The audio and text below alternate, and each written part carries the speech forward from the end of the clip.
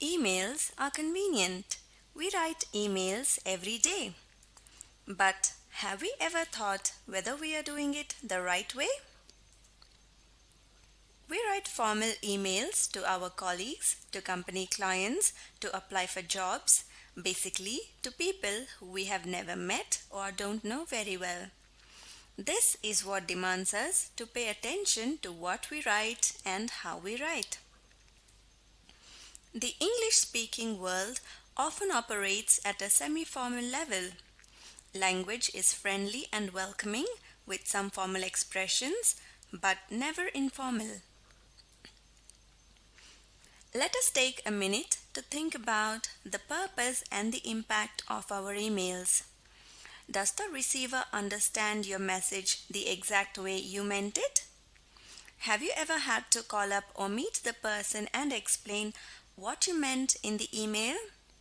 If you said yes, then it is time to start working on your writing skills. It is important to note that formal and informal emails have different purposes and styles. We share our feelings and experiences with our close ones in informal emails, whereas formal ones need to convey a message or complain or ask for permission in a business atmosphere that needs to be diplomatic, friendly, convincing, and one that shows your professionalism. The keywords here are diplomatic, friendly, convincing, and professional.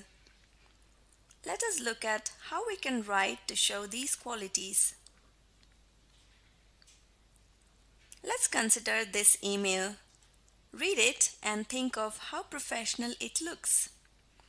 Think in terms of the subject, salutation, grammar, spelling, punctuation, tone, and feel of this email.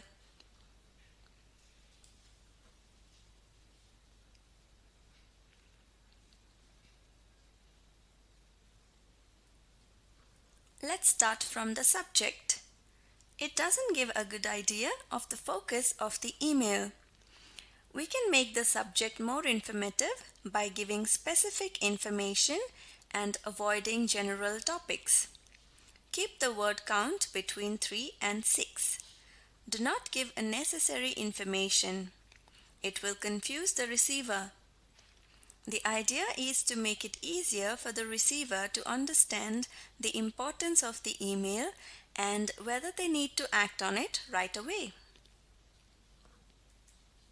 Some good examples are meeting date changed, quick question about your presentation, suggestions for the proposal, and to rephrase the given subject, it would be better to write repeat order of spare parts.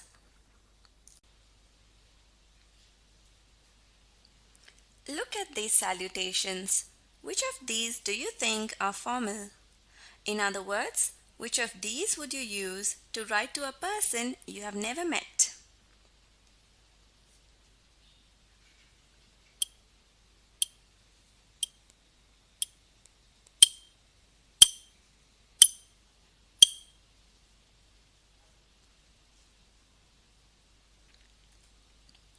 Widely accepted salutations are the ones that show high level of respect with words like Dear Mrs., Dear Madam, Dear Mr. In case you don't know who is going to read your email, write Dear Sir or Madam. In most situations, Hello Mr. So-and-so or Good morning Miss So-and-so is accepted when you write to your colleagues. To further improve our email, we need to avoid informal words. We can replace thanks with thank you, avoid contractions like I'm, write full words I am sorry, even better, I apologize. Broken becomes damaged, please and you are written in full. These are some common contractions you could avoid.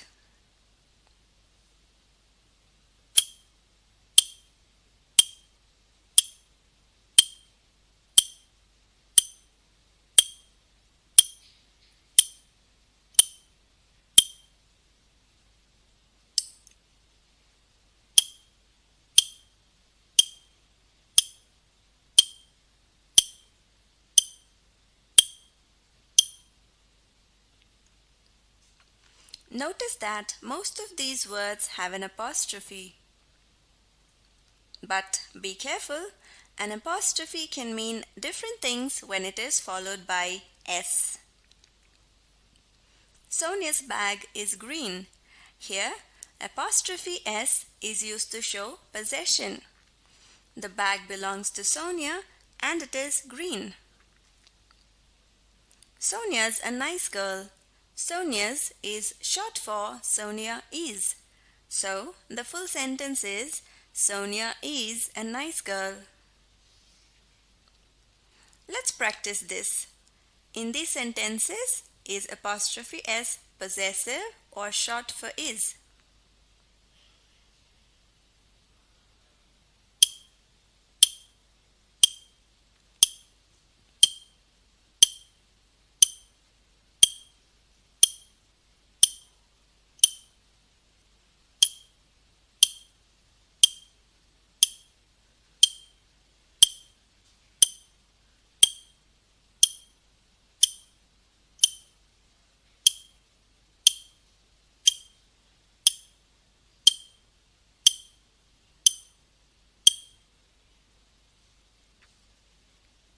Let's check.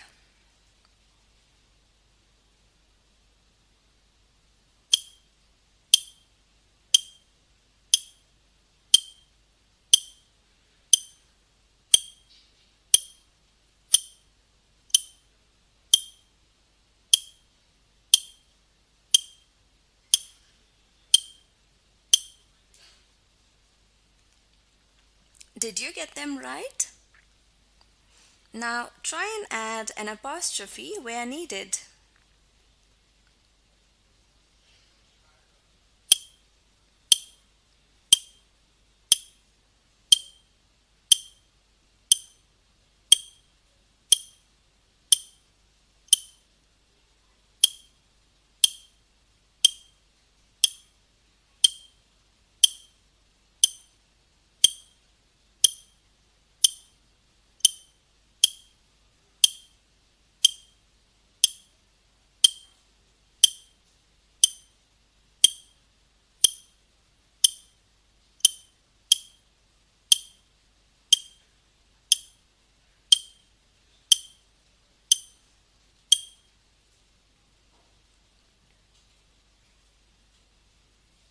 Let's see the solution.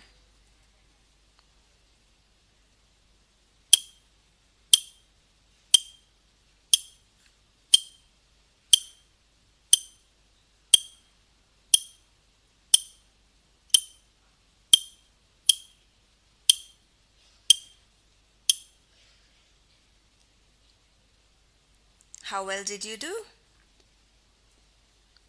It helps to be clear about some of the most confused words, it's and there. It's without an apostrophe is possessive. The dog is brown, but its tail is white. The tail belongs to the dog, its tail. It's with an apostrophe is short for it is. Our dog is big. It's a German Shepherd. It is a German Shepherd. THERE, there, is a demonstrative pronoun. There is means something exists. We introduce something. Tokyo is a big city. There is a good railway network in Tokyo. We are introducing a railway network for the first time in the conversation. THEY apostrophe RE, there is short for they are. Milind and Dom are not in town. They are in Delhi. They are in Delhi. THEIR, there, shows possession. Milind and Dom are brothers. Their parents are proud of them. Parents of Milind and Dom.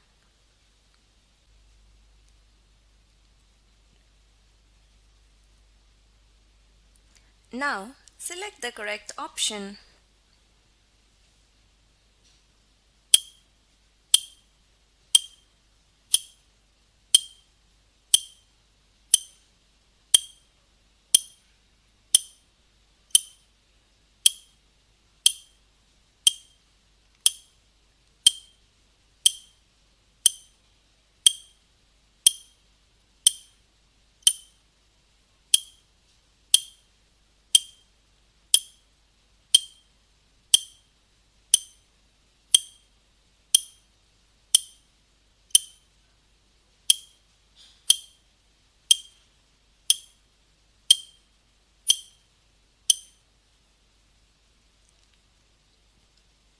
Let's have a look at the solution.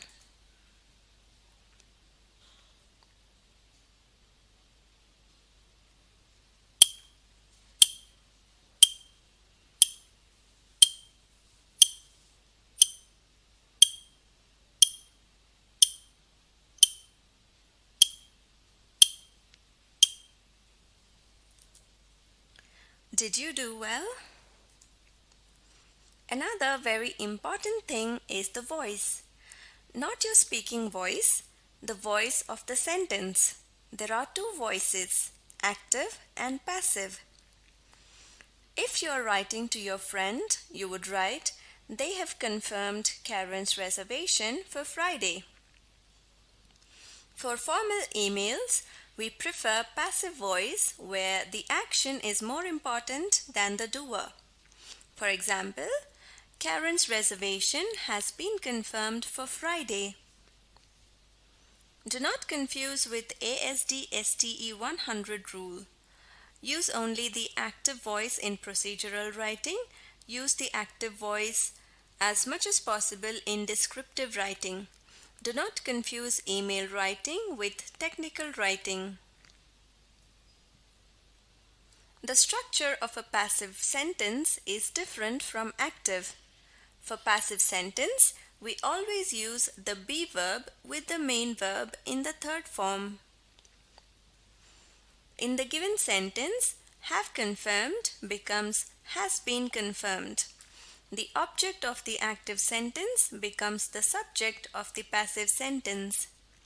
In some cases, the subject is omitted in the passive sentence. They have confirmed Karen's reservation for Friday becomes Karen's reservation has been confirmed for Friday. Let's try and practice how to do this. Fill the blanks with the verb in brackets to make passive sentences. Make the sentences in the given tenses.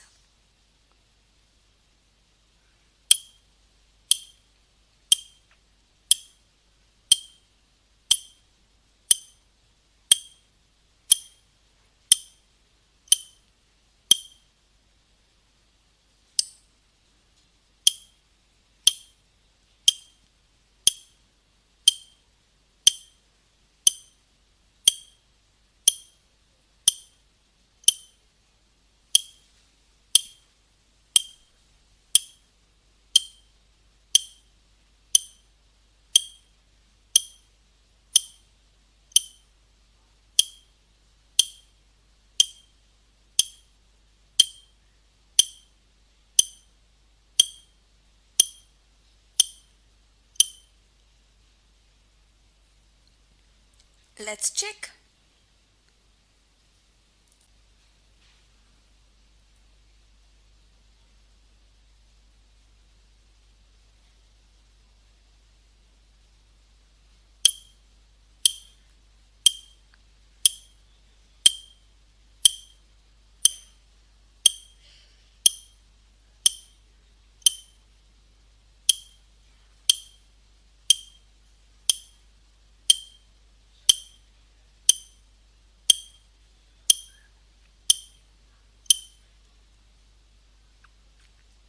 How well did you do? Next, use these words to make passive sentences in the given tenses.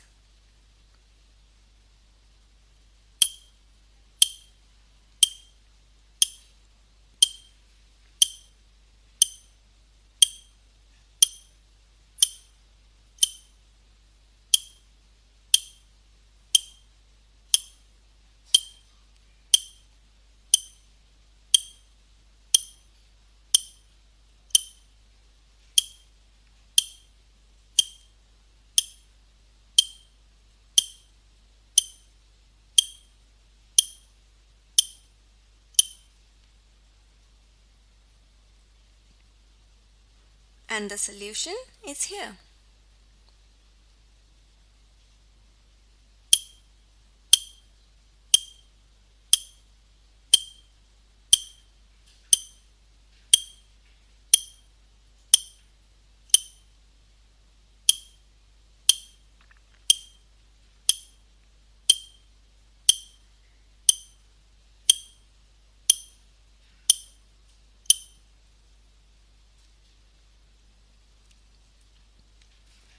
Till now, we looked at the correct structure and correct words. But that is not all. There are a number of other things that we need to keep in mind while writing formal emails. For example, font size, colors, the tone of your sentences, the length of the email, and whether we are focusing on the point of the email. Let's look at them in detail. This is an example of what our email should not look like. There are too many colors, too many font styles, lots of emoticons, exclamation marks, and a sentence is written in all caps. If you received such an email, you wouldn't feel very comfortable. So, keep standard font and font size, stick to simplicity, and keep the focus on your actual message. If you have multiple things to send to the same person, write different emails for each issue. That way, you avoid confusing the reader. Just like the tone of our voice, the tone of our writing is also important. Keep the language friendly with simple punctuation. Have a look at this example.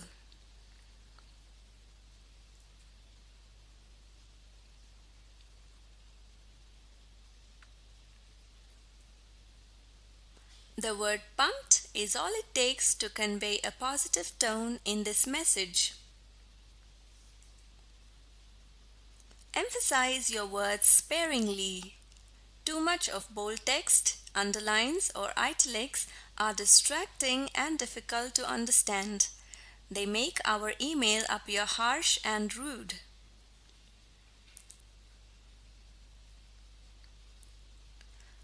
Informal acronyms like LOL, ROFL, OMG should be avoided in formal emails. Also avoid giving direct orders like stop it, go ahead, etc.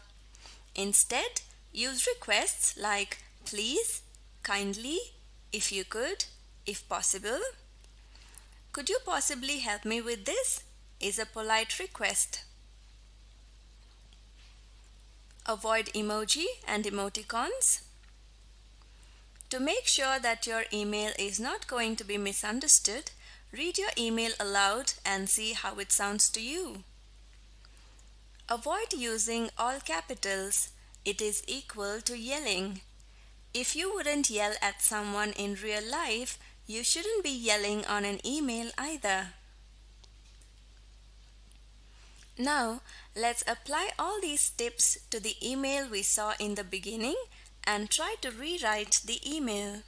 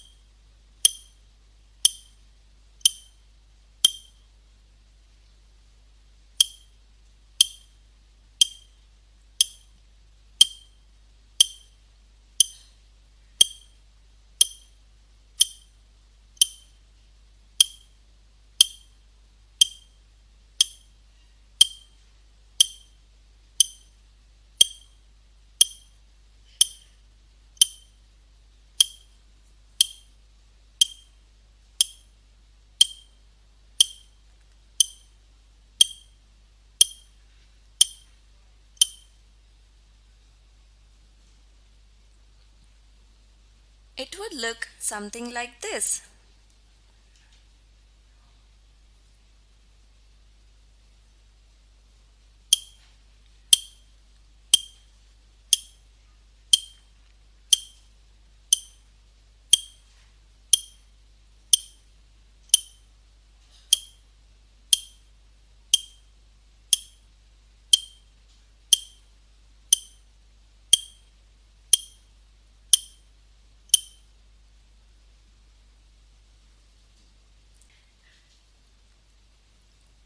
Let's quickly revise what we saw in this session.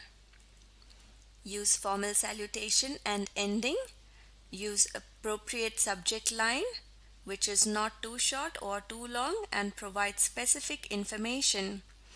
Keep the tone friendly but not informal. Use passive voice as much as possible.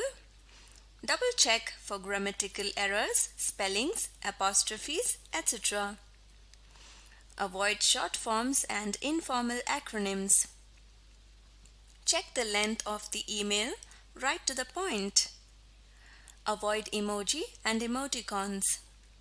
Most importantly, be clear with the goal of the email.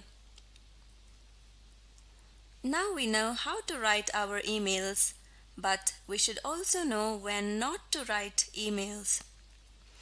If you and your colleague have been trying to convince each other through emails what is the best way to complete a specific task, and both of you have a lot to say, emails are not the best way to communicate in this situation.